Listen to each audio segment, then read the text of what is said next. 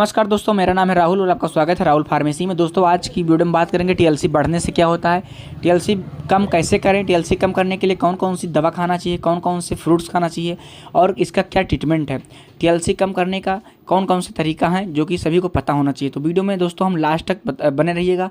हम वीडियो में आज विस्तार से आपको बताएंगे कि टीएलसी आप अपने कैसे कम कर सकते हैं।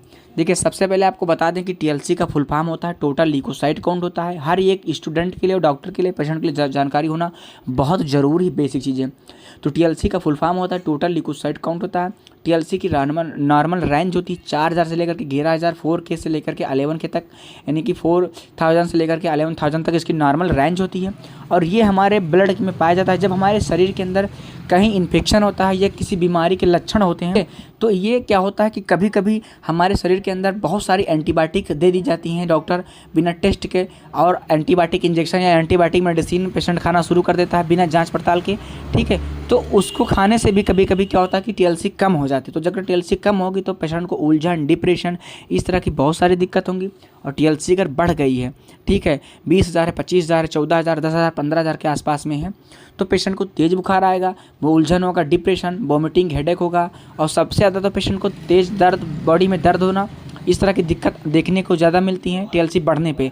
टीएलसी का बढ़ना एक जैसे कि मैंने पहले बताया आपको कि जो है ब्लड इन्फेक्शन होने के वजह से होता है। जैसे शरीर में कोई बीमारी बन रही है या कोई बीमारी है और कोई इन्फेक्टेड एरिया है या कहीं पे अंदर जख्म है, किडनी में इन्फेक्शन, लीवर इन्फेक्शन, हार्ट में प्रॉब्लम या अदर प्रॉब्लम, कोई भी प्रॉब्लम हो सकती है जिसमें कि ये हमारा जो सेल्स होता है, WBC सेल्स होता है, ये बढ़ जाता है। अब ये बढ़ता तब है जब धीरे धीरे बीमारी के लक्षण होती हैं और इसके बढ़ने के रीज़न होते हैं। देखिए, जब हमारा शरीर स्टेमिना से कमज़ोर होता है, जब हमारा शरीर के अंदर कमजोरी होती है, वीकनेस होती है, तो ये ज़्यादा बढ़ता है, ठीक है। जो रोग प्रतिरोधक की जो क्षमता होती है, जिसको हम लोग स्टेमिना बोलते हैं, प्रतिरोधक क्षमता बोलते हैं, इम्यून पावर बोलते हैं, इम्यून सिस्टम, जब पेशेंट का इम्यून सिस्टम डाउन हो जाता है तो टीएलसी बहुत ज़्यादा बढ़ती है। क्योंकि ये क्या करता है कि जो ब्लड में इन्फेक्शन होता है, जैसे कि मान लीजिए कोई मलेरिया है, डेंगू, टाइफाइड, वायरल फीवर है और आपको होना शुरू हो गया। अब क्या है कि अगर आपके अंदर स्टेमिना की कमी है, ठीक है, इम्यूनिटी पावर आपका कमज़ोर है, रोग प्रतिरोधक क्षमता कमज़ोर है, तो क्या होगा कि टीएलसी आपकी बढ़ जाएगी। जब टीएलसी आपकी बढ़ जाएगी तो आप कोई भी एंटीबायोटिक खाओगे, कोई भी मेडिसिन खाओगे तो आपको काम नहीं करेगी। जैसे कि अगर आपकी टीएलसी बढ़ी हुई है और इन्फेक्शन किसी लीवर में इन्फेक्शन में है, किडनी इन्फेक्शन है, तो आपको 100% आराम ही नहीं होगा, ठीक है। तो अब हम बात करेंगे कैसे कम करना। तो इसका एक इंजेक्शन आता है, मेरोपेनम 1 ग्राम इंजेक्शन आता है। 5 दिन तक इसको 100 ml NS में डाल करके सुबह शाम पेशेंट को लगाना है, स्लो IV करके, और इसके साथ में पेंटॉप आई भी लगाना है सुबह शाम 5 दिन तक। एमिकासिन 500 करके आता है, अरिस्टो कंपनी का होता है, फेमस ब्रांड नेम है, 500 mg का एबीएच एंटीबायोटिक होता है। इस इंजेक्शन को लगाना है सुबह शाम में। ये 3 इंजेक्शन पेशेंट को 5 दिन तक लगातार लगाना है। और टेबलेट में देना है पेशेंट को सेफाकेंड 500 mg की सुबह शाम में, और डोलो 650, या बहुत ज़्यादा पेनकिलर है तो आइबुप्रोफेन प्लस दर्द के लिए दे सकते हो सुबह शाम, TDS भी दे सकते हो, उसके साथ में पेंटॉप DSR दे सकते हो।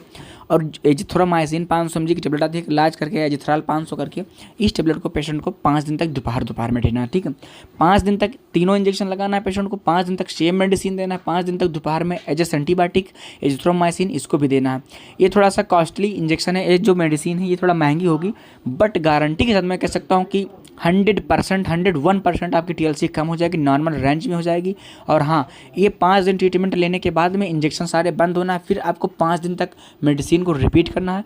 5 दिन मेडिसिन रिपीट करने के बाद में आपको दोबारा CBC विडाल टेस्ट करवाना है, ठीक है। ये बहुत सस्ता नॉर्मल टेस्ट होता है, कम पैसे में टेस्ट हो जाएगा आपका, 300-400 रुपये के आसपास में आपका आराम से टेस्ट हो जाएगा। उसको हम फिर देखना है कि आपका न्यूट्रोफिल कितना है, टीएलसी कितना है, WBC कितना है, SR, प्लेटलेट काउंट, हीमोग्लोबिन कितना है, ठीक है। अगर ये कम हो जाता है तो समझिए आपको सारी मेडिसिन बंद कर देना। अगर आपका कुछ कम पड़ता है, 5 से 6,000, 10,000 कम पड़ता है, तो आपको सारे इंजेक्शन बंद कर देना। बस आपको मेडिसिन 5 दिन प्लस और कर देना, यानी कि 15 दिन तक मेडिसिन खा लेना है, गारंटी के साथ ठीक हो जाएगा। तो दोस्तों आई होप कि उम्मीद करते हैं कि टीएलसी कैसे कम करें, विस्तार से जानकारी आपको दी है। अगर समझ में आया है तो लाइक करना, कमेंट करना, चैनल पर नए चैनल को सब्सक्राइब करना। मिलते हैं नेक्स्ट में। जय हिंद, वंदे मातरम।